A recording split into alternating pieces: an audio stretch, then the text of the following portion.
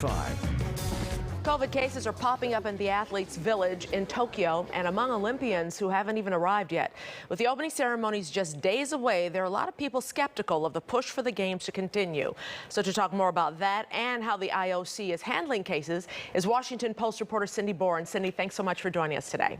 Great to be with you. Thanks. My first question is, after reading one of the articles by the Washington Post, it said that President Hashimoto in June was 100% sure that they weren't going to cancel, it was going to go ahead. And now he's saying that was just an act?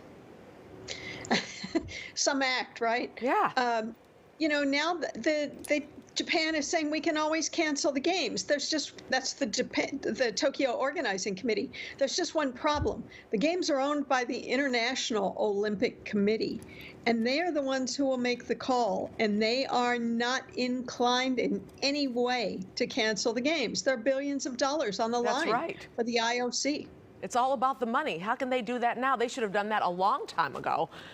But what are they going to do? I mean, with people coming down with it all the time, a lot of Americans, you've got Coco Gauff and you've got Zach LaVine who can't come. I mean, a lot of this is happening, and these are major players in the Olympics.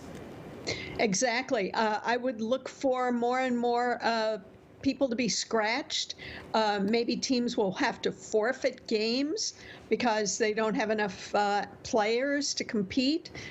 It's going to be, I think it's kind of where we were last year when we looked at the baseball season and the NBA season here in America. NFL as well. I mean, pretty much a lot of seasons went through, but there were a lot of cancellations, a lot of people backing off, and a lot of COVID cases. What about the vaccination situation right now in Tokyo? Well, in Japan, they're only about 22% of the citizens are vaccinated.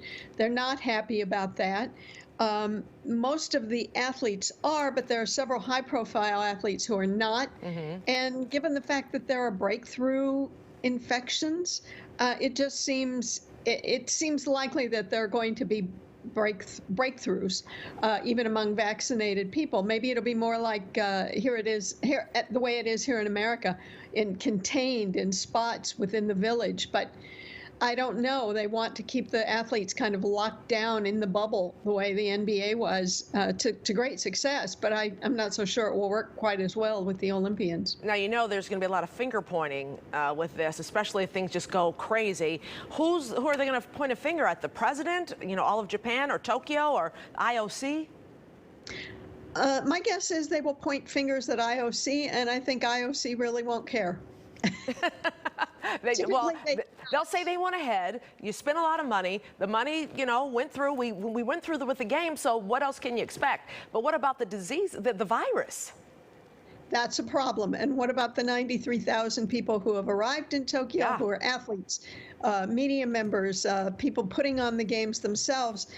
Then they turn around and go home. And what if they bring it home? So it's not a good situation. It's not a good situation at all, but the IOC is determined to go ahead, and the games will go on, and they will be on TV, and everyone will watch, and we'll cross our fingers. It will be a very different looking Olympics, that's for sure.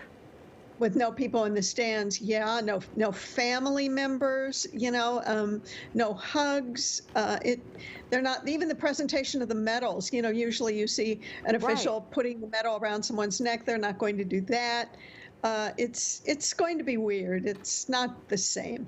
All right, Cindy. Thank you so much for your insight on this, and we hope and pray that everything works out okay. Be safe, be well. All our fingers are crossed. That's right. Thank you, Cindy Boren with the Washington Post. All right, let's turn